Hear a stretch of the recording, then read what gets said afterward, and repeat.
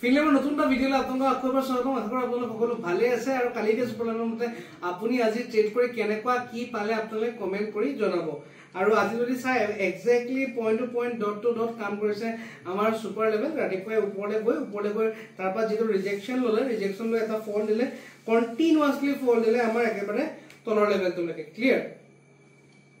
আৰু ইয়াত যদি আপুনি চাবলৈ যায় কালিৰ ক্লজিং আৰু আজিৰ ক্লজিং একেবাৰে ওচৰতে আছে। সেইটো কাৰণে আমাৰ ছুপাৰ লেভেল চেঞ্জ নহয়।